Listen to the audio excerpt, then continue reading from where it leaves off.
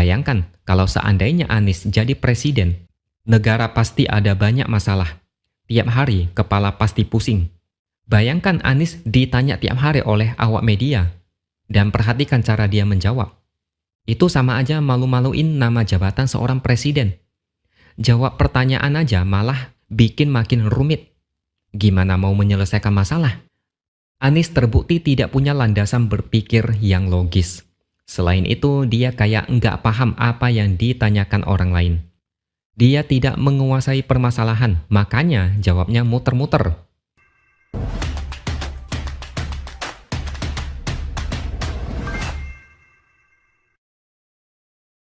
Halo, bertemu lagi dengan saya, X Hardy di Opini Siword. 3 bakal capres hadir di acara Najwa Shihab bertajuk 3 Baca Pres Bicara Gagasan di UGM beberapa hari lalu.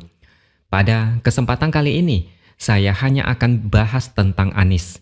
Capres yang lain mungkin nanti di video selanjutnya. Jadi Anies adalah capres yang pertama kali dideklarasikan sejak Oktober 2022. Dia yang paling duluan keliling-keliling Indonesia dan menyapa rakyat sambil tebar pesona.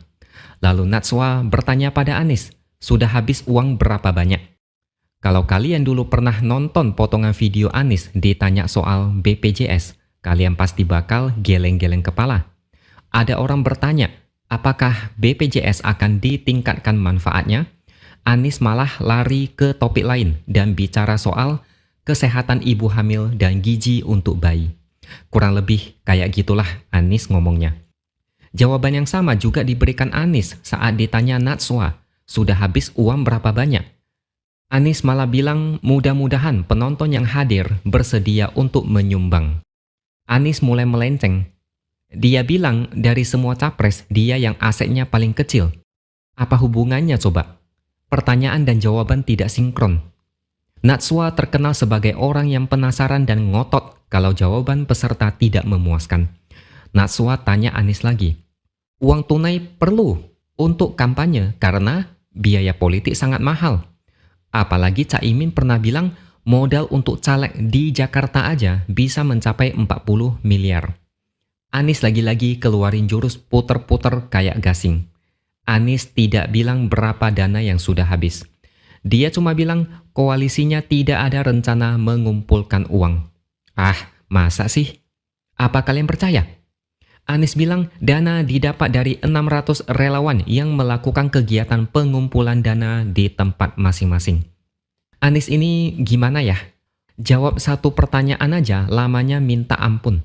Padahal mudah aja menjawab pertanyaan dari Najwa. Kalau saya ditanya sudah habis berapa, saya langsung bilang saya tidak bisa bilang nominalnya. Itu adalah konsumsi internal yang tidak perlu dipublikasikan ke publik. Sama kayak kita ditanya soal gaji atau omset bisnis. Siapa yang mau kasih tahu nominalnya? Paling cuma bilang gaji cukuplah untuk kebutuhan sehari-hari. Omset bisnis lumayan lah. Bisnis oke, lancar-lancar. Gitu aja. Jarang ada yang mau frontal, misalnya ngomong gaji saya 20 juta loh. Nggak ada, jarang. Kecuali sama teman yang sangat dekat atau sama keluarga. Tapi Anies muter-muter. Keliling-keliling kayak wali kota lagi inspeksi jalanan kota. Ditanya apa jawabnya lain. Padahal tinggal jawab aja. Saya tidak bisa beberkan jumlahnya. Selesai. Anies buang-buang waktu mengalihkan pembicaraan. Ditanya makanan kesukaan tinggal jawab misalnya bakso atau nasi goreng. Selesai. Tidak perlu jelasin sampai muter-muter entah kemana, hanya untuk bikin pusing. Anies ini suka kasih teka-teki supaya orang-orang pusing dan muak. Saya rasa tingkat kesulitan untuk memahami Anies bicara lebih sulit ketimbang ikut kuis teka-teki Cak Lontong. Bayangkan kalau seandainya Anies jadi presiden, negara pasti ada banyak masalah. Tiap hari kepala pasti pusing. Bayangkan Anies ditanya tiap hari oleh awak media, dan perhatikan cara dia menjawab. Itu sama aja malu-maluin nama jabatan seorang presiden. Jawab pertanyaan aja malah bikin makin rumit.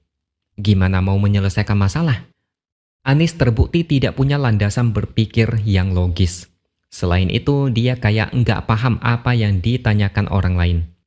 Dia tidak menguasai permasalahan, makanya jawabnya muter-muter.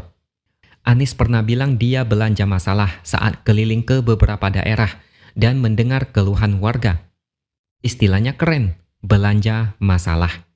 Belanja buat apa?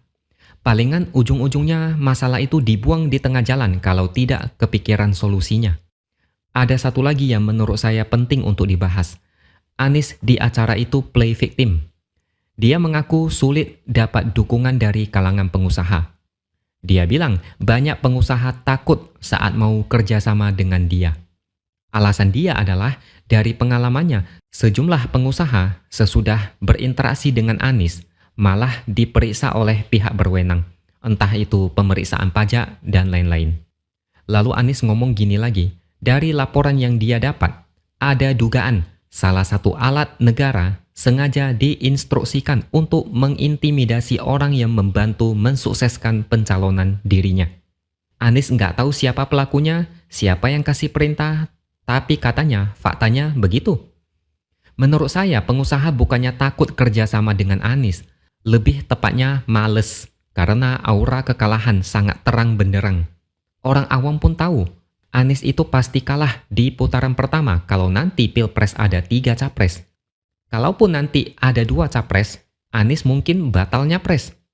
Pengusaha itu biasanya cuma satu, berorientasi profit, atau minimal ada timbal balik yang menguntungkan. Kalau enggak dapat apa-apa, siapa yang mau?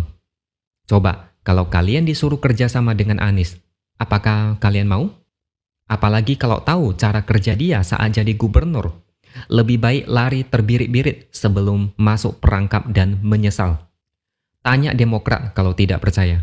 Tanya mereka, mau nggak kembali ke Anies?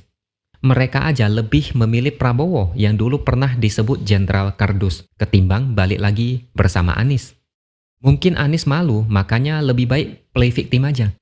Play victim itu kan masih ampuh untuk menutupi kekurangan menjadi simpati. Lebih enak cari kambing hitam secara samar-samar ketimbang mengakui kekurangan diri sendiri. Jadi kalian mungkin sudah paham karakter Anies itu kayak gimana, dan sekarang kita makin yakin, makin tegak lurus untuk tidak mendukung Anies. Anies itu capres yang berani antitesis, berseberangan dengan arah pembangunan yang sudah dilakukan pemerintah sekarang. Tapi parahnya, Anies belok. Jokowi ibarat bangun jalan mulus, tinggal jalan lurus menuju tujuan, tapi Anies malah belok ke jalan yang rusak. Demi gengsi, Anies lebih memilih belok, membawa rakyat ikut tanggung dampaknya. Dari cara Anies bicara, dari cara dia menjawab isu tertentu, udah jelas isi pikiran Anies itu kosong. Yang penuh itu adalah ilmu tata kata untuk ngeles, membuai masyarakat, membuat masyarakat terlena dengan janji yang nembus langit.